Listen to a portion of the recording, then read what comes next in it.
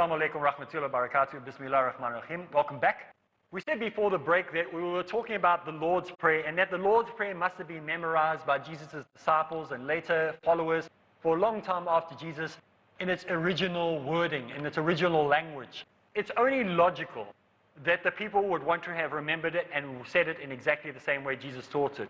Yet today we do not have any records of what Jesus really spoke or taught in his own language. Even the two versions that we do have, cited both in Matthew and Luke, are different to one another. They don't agree. So surely they should agree on such a very, very important thing. It is certain that the original words quoted by these two gospel writers must have been very different and from very different translators to have been mistranslated or be translated differently. Therefore, it is unlikely that the Lord's Prayer was ever a part of the New Testament. In fact, it's probably an addition that was planted in at a much later stage.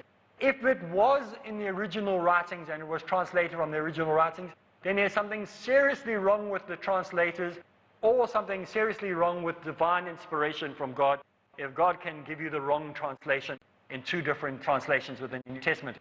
And this we do not find in case with the King James Version or the New International Version, but we find it in all versions. All of the versions of the Bible, no matter what version you may choose, even if you're using the Jehovah's Witness translation or the Seventh-day Adventist translation, you'll find both versions recorded differently. I checked.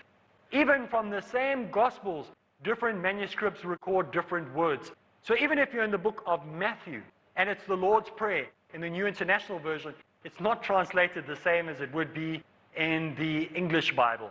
It's different, even within the same Gospel. So we see that there are many difficulties amongst the most authentic manuscripts. So even the so-called most authentic manuscripts, in the matter which are the direct teachings of Jesus, peace be upon himself, which must have been memorized and must have been repeated millions of times in prayers by his disciples and later by those followers who came after him, they can't get it right. They couldn't even record the Lord's Prayer correctly in English, let alone the fact that it should have been in Aramaic, which everybody would have known at that time. So we don't know the spoken words of the native tongue of the Prophet Isa, peace be upon him. It's anyone's guess where these words have gone, what has happened, or what these original words of the Prophet Isa were supposed to have said in the first place. Unfortunately, these words are all lost, or maybe they have been kept hidden on purpose by the powers that be forever, or until one day when, inshallah, somebody is honest enough to come forward. And some of the canons which form the foundation of the belief of the largest religion in the world are still not available to the masses today, well, that is of 2013. Maybe since this recording, the Vatican has released more documents, or those Jewish scholars that have got many of the manuscripts they have not released yet to the public will have released them. But inshallah, until that time, we are going to have to remain in the dark on what actually happened.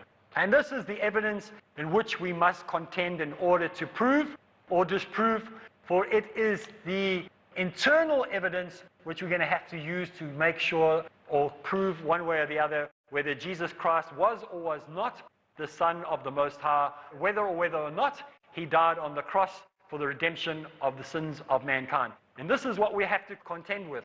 And such are the issues that we as Muslims are having to contend with when looking at this question of the cross question. So let's move straight forward and go on towards the journey towards Jerusalem, because this is actually where we're starting the program from. All this that we have done up to this point has been a form of introduction. So we're looking at the journey towards Jerusalem. So let's have a look what the text actually says. It says, and they were in their way going towards Jerusalem, and Jesus went before them. So you can imagine that these disciples of Jesus and Jesus himself were on their way, making their way to Jerusalem. And it goes on to say, and he took again the 12. Who are the 12? The 12 disciples that were with him. And he began to tell them what should happen and things that were going to happen to him, saying, behold, we are going into Jerusalem, and the Son of Man shall be delivered unto the chief priests and unto the scribes. And they shall condemn him to death, and he shall be delivered from them to the Gentiles. And they shall mock him, and they shall scourge him, and they shall spit upon him, and they shall kill him, and on the third day he will rise again. This is according to Mark chapter 10, verse 32 to 34, found in the King James Version. All the versions have more or less a similar thing to say, but some of the wording is different. According to the New English Bible, the last sentence actually should read, "And 3 days afterwards he will rise again." Remember the King James Version says, "And 3 days he shall rise again." The New English Bible says, "And 3 days afterwards he will rise again." The Revised Bible Version says, "And after 3 days he will rise again."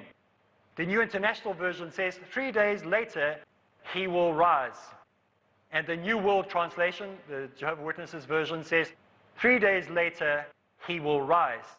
So according to the Gospel of Matthew, chapter 20, verse 19, the King James Version says, "And 3 days he shall rise again." And the New English Bible says, "On the third day." The New Revised Bible Version says, "the third day." And the NIV says, "on the third day." And the New World Translation says, "the third day." So you might be asking, well, why are we going into all this 3 days, 3 days, 3 days?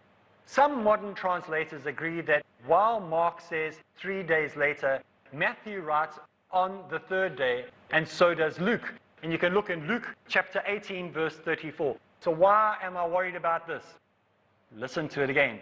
Some translators agree that while Matthew says 3 days later, Matthew writes on the third day, and so does Luke. This means a difference of 1 day. So apparently the King James Version was mistranslating or misunderstood, and so they corrected it. So you find that this is how they quickly went about changing this to make sure they didn't have it the same way as the other translators put it. And so there's a simple case, as far as they're concerned, of wrong counting of the original manuscript of Mark. So before we even get into the story of going anywhere near crucifixions or anything, we find that there is a problem of 1 day already. Now, on the road to Jerusalem, Jesus declares in Luke chapter 13, we have this whole discourse from Luke chapter 13, verse 33 to 35, where it says, "It cannot be that a prophet," and this is Jesus himself speaking according to Luke.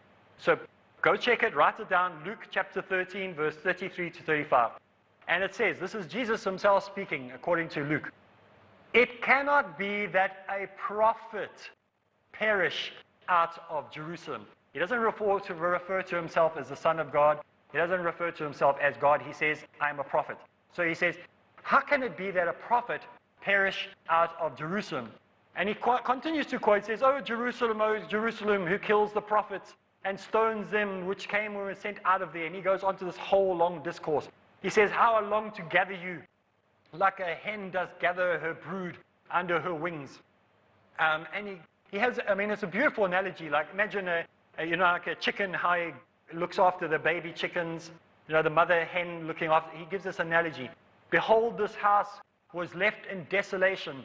Verily I say unto you, blessed is he who comes in the name of the Lord." And this whole beautiful description is given. Jesus' disciples listen to Jesus talking like this. But simpletons as they are betrayed, the next verse, in verse 34, says, "They understood none of these things. And this saying, they did not understand a word that he had spoken." So according to Luke, Jesus is saying, according to his own words, "I am a prophet. People won't understand me when I go to my own village. People will not accept me. They will reject me as a prophet. How I long to bring all my people together as a chicken would like to bring together her chicks." And he goes on to this whole discourse, and he says that when he said these things to the disciples, that he is going to be crucified, that he is going to die, that he's going to be rejected by the people he lives with, how he would like to bring his whole people together. The disciples that were sitting there were looking at him blank and goes, "Huh? What language are you speaking?" None of them understood. It says none of them understood a thing that he was saying. So the New Testament tries to make out in the book of Luke, especially in Luke chapter 18, verse 34, that they were simpletons. They were not the brightest spark. So there was some type of problem here. Now, is it likely that these people were as ignorant as they are depicted? This is where we get the fingerprint of Paul. Because here we can see Paul's influence.